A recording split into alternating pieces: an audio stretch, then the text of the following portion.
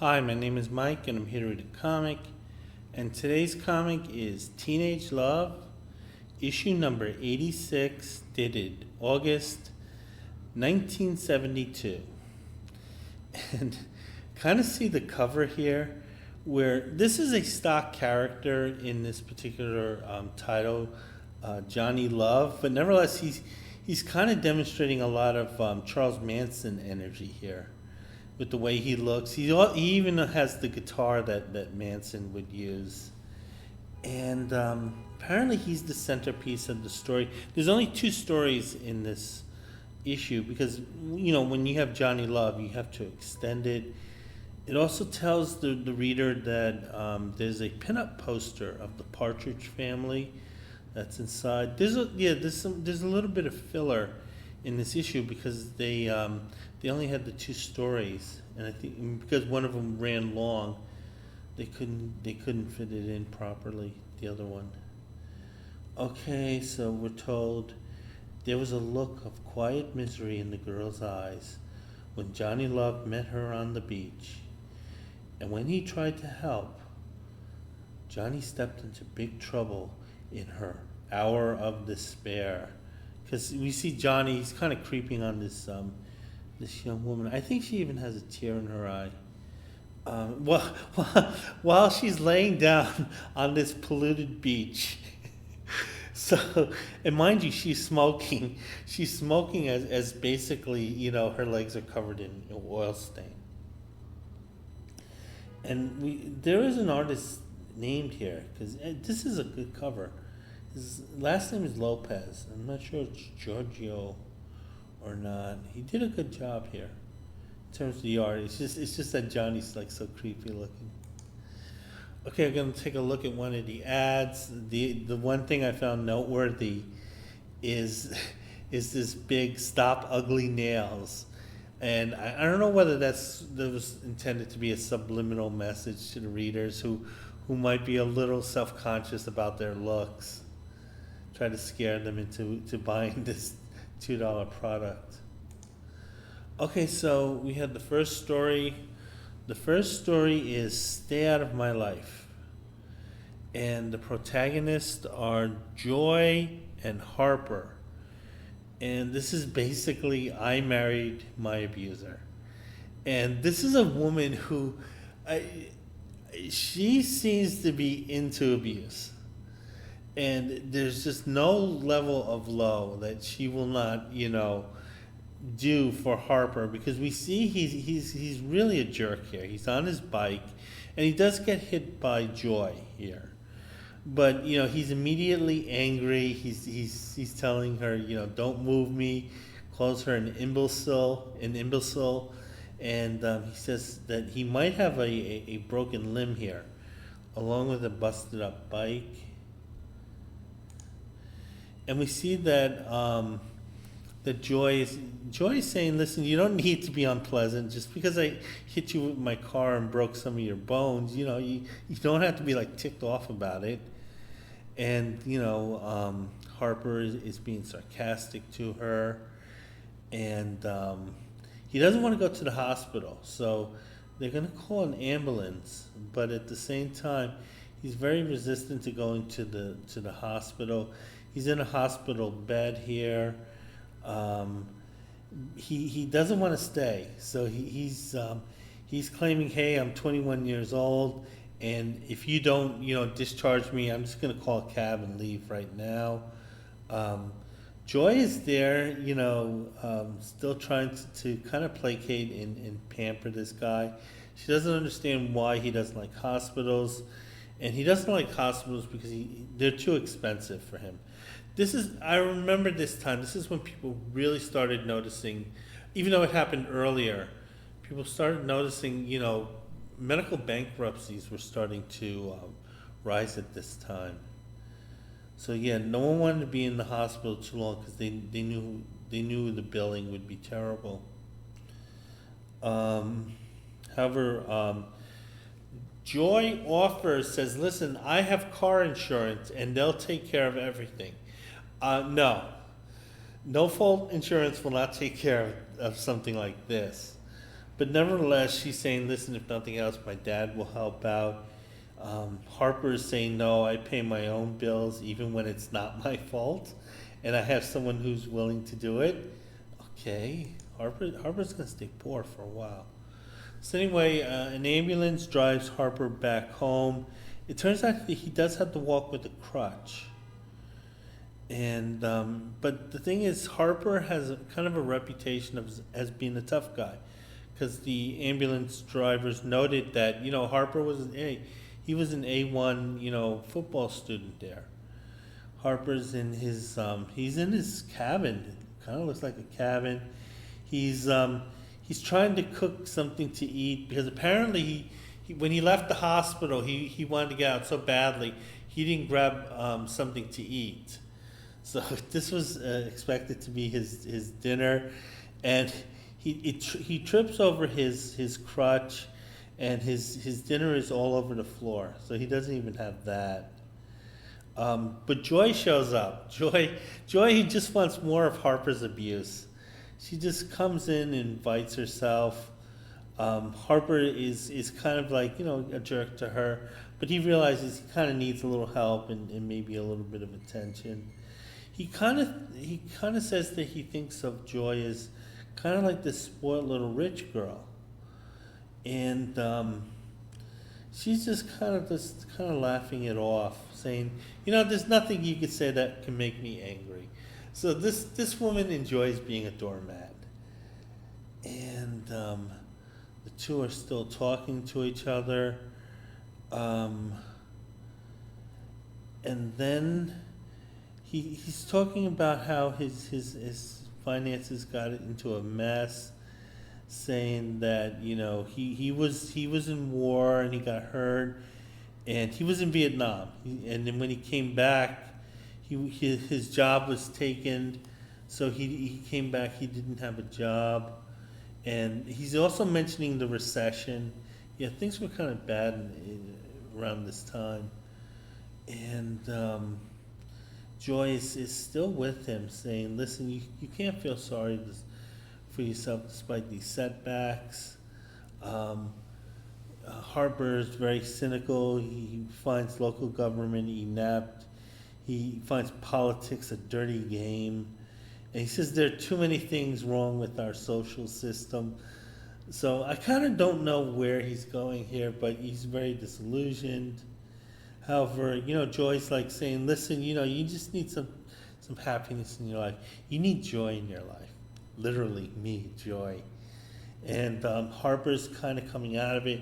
He got the hot chick. He can be as a huge jerk to her. She's going to take it.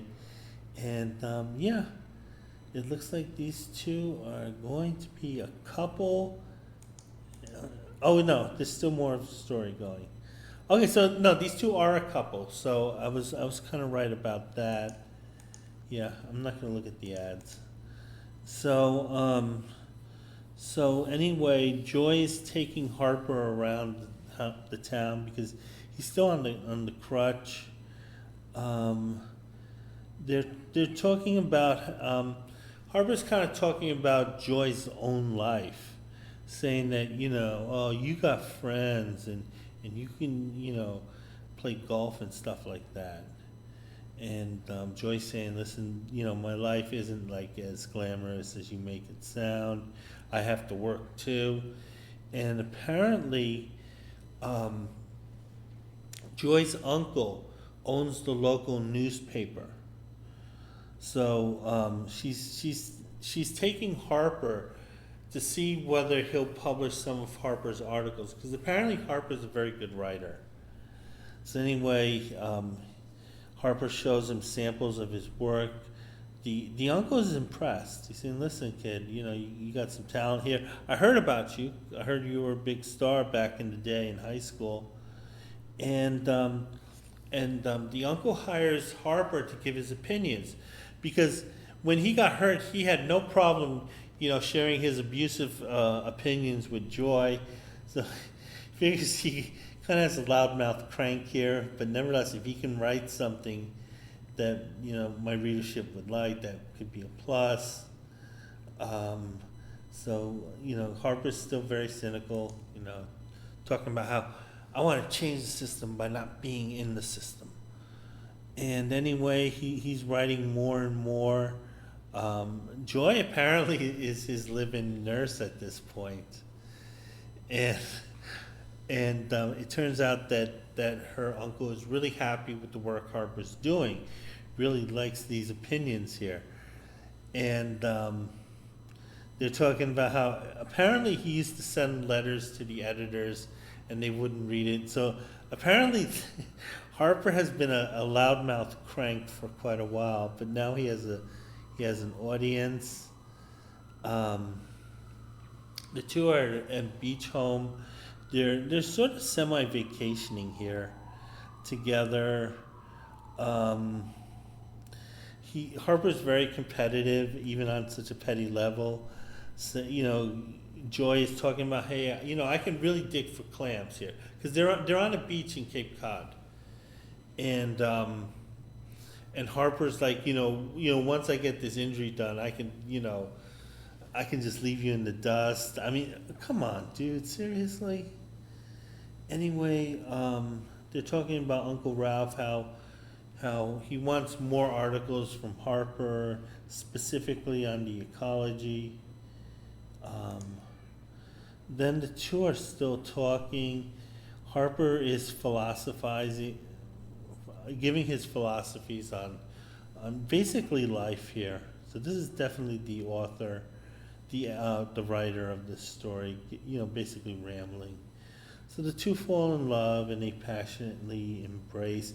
It seems like they've been living together for days, but nevertheless, this seems like the first real embrace. And we see Harper. Harper, his leg injury healed, so he's back on his bicycle. He kind of looks like Geppetto on this bicycle, I think from the Bicycle Thief. Anyway, Harper, he's moving up in the newspaper to the point where Joe's father notices this, and they're talking about how the father is an industrialist, and how Harper's articles on the ecology made the uncle reconsider his company's direction, and they were going to go toward a kind of a cleaner, less pollutant way of producing energy. This is definitely a fantasy. So anyway, so Joy's dad is saying, listen, I liked your article. I think you're a good guy. I know my daughter's fond of you. Two are still talking, and yeah, they're going to be a couple. And I don't think they're going to, I don't know if they're going to make it, because Joy is a real doormat. She just might take any level of abuse. So yeah, I think they might make it by default. Okay. Oh, the story's still continuing. Yeah. One more page. There's so little to the story, it doesn't really matter. Okay, so anyway, Harper, he goes to Joy's place. Joy is well off. Obviously, she there's actually a in-house maid, fully decked out in kind of that French sex kitten style. And they're talking about kind of easing Harper into the kind of higher class elites now. The local politicians, they're going to want to talk to him. And at the same time, thinking, maybe Harper should or shouldn't be involved with this that closely. Turns out that and Joy. It turns out that Joy doesn't want to talk about politics, and that the two looks like they're gonna get married. So yeah, I'm not quite sure how this coupling will last. Okay, as I mentioned, there's some filler here. There's one page story. It's called Pleasant Mistake. The guy, sees a woman from behind, assumes it's a girlfriend. It's not, but the woman who is, just kissed unconsensually doesn't really mind, and she's happy. Again, that's a guy fantasy. And we see some ads. These are ads I did not see in Marvel DC Comics. One is how to be slimmer, and see another one for accounting. Maybe girls want to get into accounting. Yeah, they show a woman here with basically a counting machine. And we see another ad for hot pants. Hot pants were kind of like a fad back then. And we see another one-page story. It turns out that there's a professional skier woman, and she sees a guy that she's smitten with. The problem is the guy's a terrible skier, and he's having trouble. So she's trying to figure out how she could talk to him, because the thing is, she's worried that if she's better at this than him, he'll kind of throw a temper tantrum and kind of wouldn't be interested. So she's playing the card where, girls would pretend to be not as good at something just to get a guy to like her. I remember there was an episode of James the 15 that dealt with that. And then what happens is that the ski instructor or skiing expert, she pretends to be terrible at it. She takes a fall, and he notices this, and they're kind of talking, and he's offering to help. And the two are getting close to each other at the lodge. So apparently they really hit it off on the slope. And she's thinking that, hey, I hope he doesn't find out that I was just, pretending to be terrible at this to get his attention. But it turns out that he knows that she's an expert. So he knows that she was pretending to be a klutz. So yeah, one page. Okay, so here's the pinup of the Partridge Family.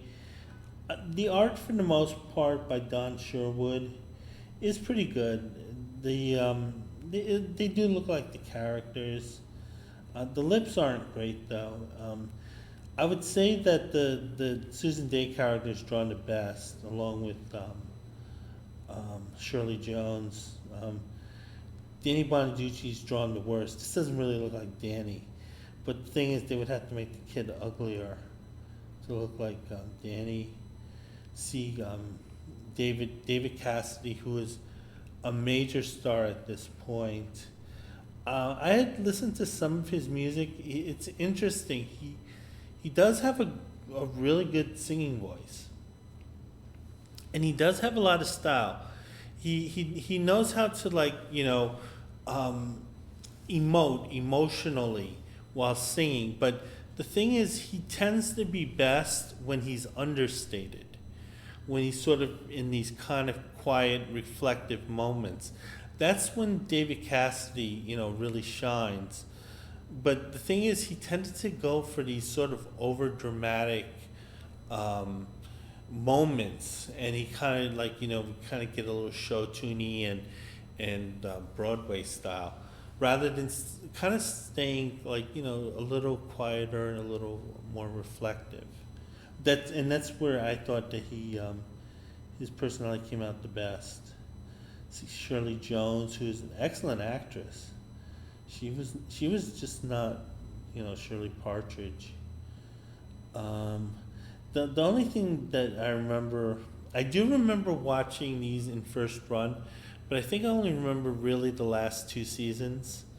Same thing with the Brady Bunch. I would watch sort of maybe the last year and a half of it, and then after those two shows was Room 222, which I actually remember better. But anyway, did watch these Partridge Families. They did have that little kid who would come in at the end and sing, and he was terrible. That was really bad, kind of Nepo baby stuff there. So anyway, I'm going to go into the Johnny Love story, and that's called Hour of Despair. and it's Johnny Love, who I think appeared in 30 Stories. In Our Despair, Johnny Love, he's on the beach. He's kind of with his guitar. He's kind of checking out the scenery, mostly the female scenery. We see him spotting an attractive woman.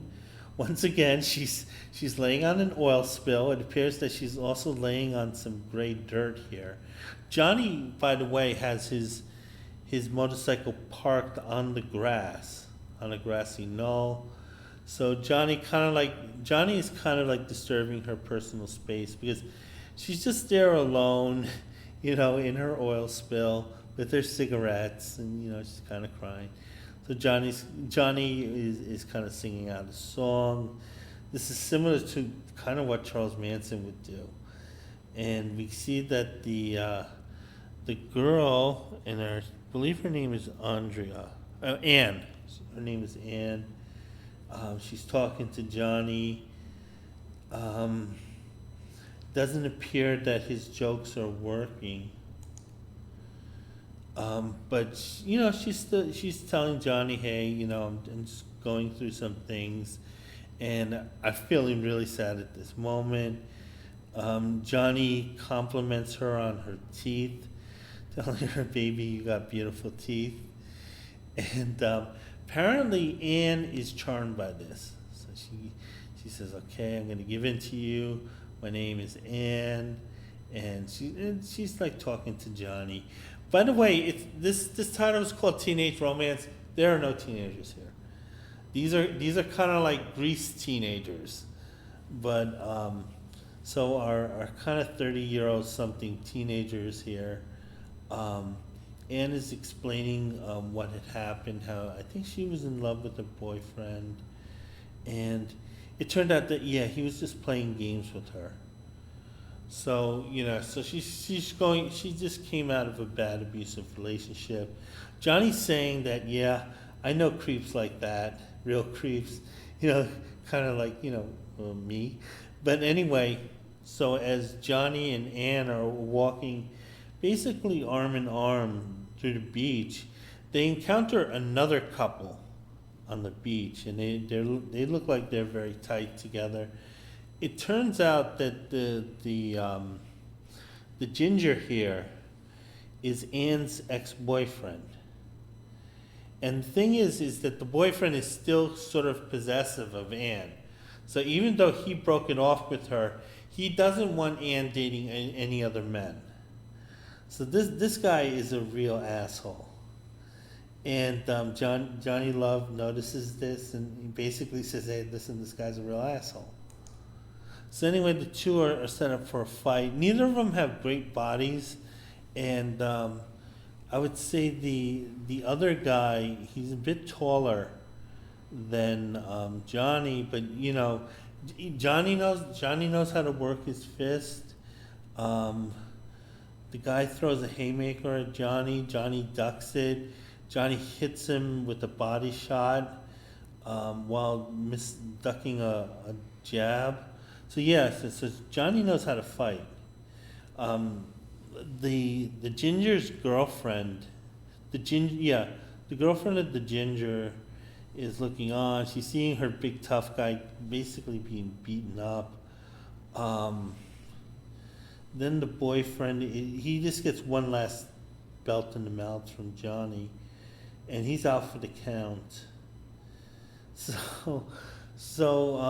Johnny won a pretty impressive fight there. The ginger is saying, listen, I'll get even with you, beatniks. I'll get you for this, you what? So you can definitely tell an older person wrote this story, if they're talking about beatniks, in 1972.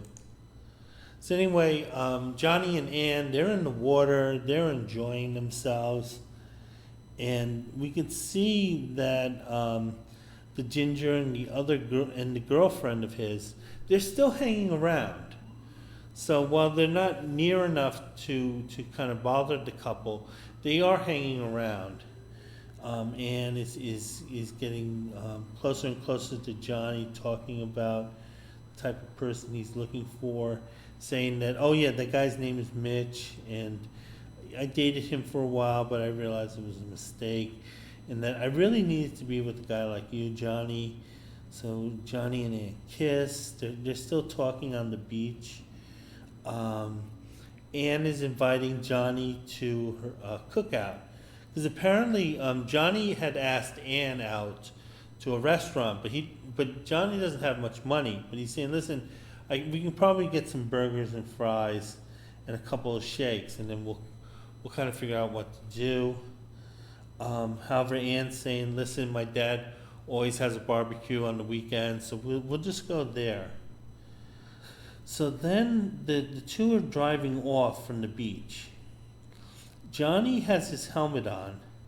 Ann does not have a helmet on.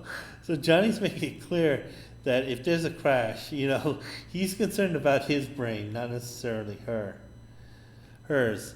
And she does mention that, Ann does mention that her dad doesn't like her on motorcycles, and he doesn't like motorcycles in general. However, as they're going down the highway, a car comes in and passes by them. And it turns out the car has Mitch, the ginger boyfriend, and his current girlfriend in it. And I don't think they noticed that yet. I think they had gone by so fast that it looks like Ann and Johnny really didn't get a good look at them. But Johnny's saying that he did notice that the car intended to get close to them, so he knew that was intentional. And then turns out they're at Ann's home. The parents are there. They have the food prepared for them, and Johnny's really impressed. He's really impressed with their digs. They're really impressed with her parents and definitely the meal. The two are talking. Apparently, there's a party that's going to happen that night, and the person throwing it is a friend of Ann, and it's Janice. I should never have taken your prosthesis, but it did bring me to the Lord. You're a boring woman. And her mom is telling Ann, hey, why don't you go to the party? You and Johnny can go together. That's fine with us. However, Ann doesn't want to go because she's worried that Mitch will be there. Mitch, the troublemaking ginger ex-boyfriend. However, Johnny's saying, listen, I'm not afraid of her. I'm not afraid of him, I should say. But he's saying, listen, let's go to this party. Because, hey, I want some more free grub and some free drinks. But he's saying I'll be well behaved and that won't be a problem. And the art's very well drawn. Okay, before I go back to the story, take a look at the Columbia record house ad. Yeah, this is a lot of popular music at the time. You see, they're promoting Donny Osmond, also Sly and the Family Stone, Santana. Yeah, this is definitely what would have been on the radio at the time, which you can mail in. I think they would ask for credit card information too. Okay, so go back to the story. Johnny picks up Ann. I think this is Johnny's car. It's kind of like a contemporary convertible. It turns out like Johnny sees Ann really decked out. She's really dolled up for this, and he kind of doesn't understand why Mitch, left her, saying that he doesn't know what he left. Mitch, I guess, kind of has a conservative streak because he's really offended by Johnny's beard, even regarding him as a freak. And Johnny wants to make amends with Mitch. He says, "Listen, we don't need to fight it out. I'll just apologize just to make your dumbass happy." And Mitch is kind of still being belligerent, and he challenges Johnny to go out and, quote, see the swimming pool. So that's where Mitch plans on fighting Johnny. So they're not going to do it in the apartment where the party is. Mitch is kind of like, kind of egging him on here. Getting some really nicely drawn images. So, so Mitch kind of drags Johnny out. He's just kind of dragging him by the arm here. Anne is seeing this. She's concerned about this because she knows Mitch is a strong guy who has a bad temper. The two go outside. We see a beautiful swimming pool here. There's a couple of couples.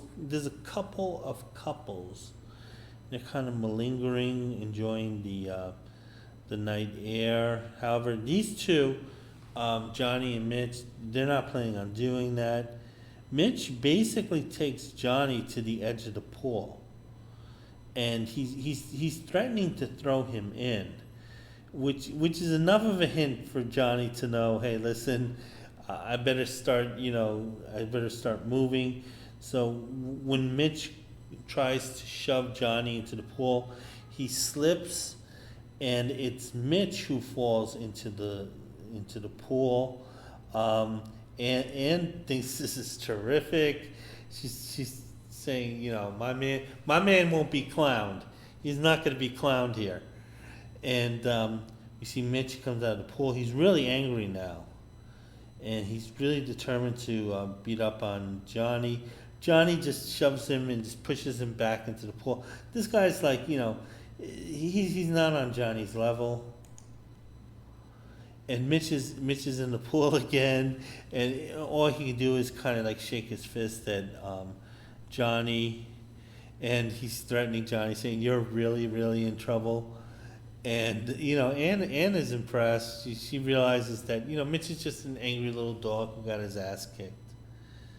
So anyway, they're back at the party, and Mitch came back to the party. So he dried off. He came back inside, and Johnny Love still doesn't want a confrontation with Mitch because he doesn't. I know I could beat you, but it doesn't mean I want to fight you. Mitch gives in. Mitch says that, listen, I know I got my ass whooped, and I know you're a better man than me. I'm just gonna take the L and go home. So then Mitch leaves. The threat is gone. And Anne and Johnny, they embrace. And Johnny is like leaving the home of Anne, kind of thinking that he got some McLovin. And as Johnny is driving away, he hears a car, the same car that had passed him earlier, and trying the stunt again. But this time the car is aiming for Johnny on the motorcycle. Johnny drives off, and then it turns out it's Mitch, because then the car, because he had missed Johnny, he had swerved off road, and it turns out to be Mitch. And Johnny is saying, "Listen, you just wait here, and I'll call those nice police officers to get you handcuffed." So yeah, Mitch is going to be spending some time away from Anne and other women, and because this is a Johnny Love story, there's no coupling, because Johnny just kind of moves from woman to woman, but Johnny's kind of like, yeah, I came in and helped you with your problems, and the world's going to be a safer place with that guy dealing in, being in Rikers. So anyway, the father thanks Johnny, and that's the end of the story. Okay, we see a couple of filler ad stories. Honestly, they're not really that interesting. So they're just there to fill in space, because there were only 2 stories. Okay, I'm going to take a look at the advice column. And this is Jeanette Copeland. There's one letter, one problem, and there's also a problematic answer. Because what's happening is Adrian here is saying that, she's a 13-year-old girl, and she met a boy named George, and they're really hitting it off. But the problem is with the mother, Adrian's mother, because apparently, while she's nice to the boy to his face, once he's gone, she just kind of shit talks the kid. And it turns out that the mom does not want her daughter to date a boy who's from a different religious background. It doesn't say the specifics, but it makes it clear that it's the religious issues. And Jeanette kind of drops the ball because she's basically siding with the mom. But the thing is, she can't outright say it. So one of the things she does is that she puts all the emphasis on mom and her good intentions,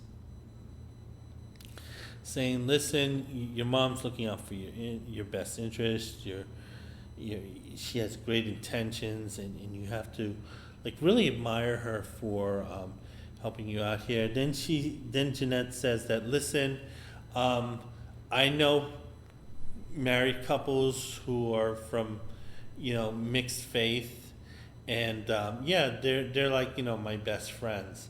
So then Jeanette sort of uses this kind of like black friend defense, and then she goes back to the mom, saying that the mom is really helping you out. So it's kind of a passive aggressive way of saying, yeah, religious bigotry, that's okay with me. Because she doesn't say that the guy's like even from a different race or something. It's just different religious backgrounds. So anyway, yeah, Jeanette kind of dropped the ball there because she was basically saying, yeah, I'm a bigot, but I won't tell you that directly. And we see an ad here. First one to the left is an in-house ad for the Charleston Romantic titles. The second one is an ad for Roach Killer. I'm not 100% sure the reaction of the kids who were buying this comic and then seeing this ad. That was kind of a funny thing. And this last ad, never finished high school, the question mark with the red font and yellow background. I remember this, the Wayne School. Yeah, this is an ad I saw so often from comics from a different age. So that's it. That's my walkthrough of Teenage Romance, issue number 86. And I hope to have more walkthroughs and reviews up soon. Bye.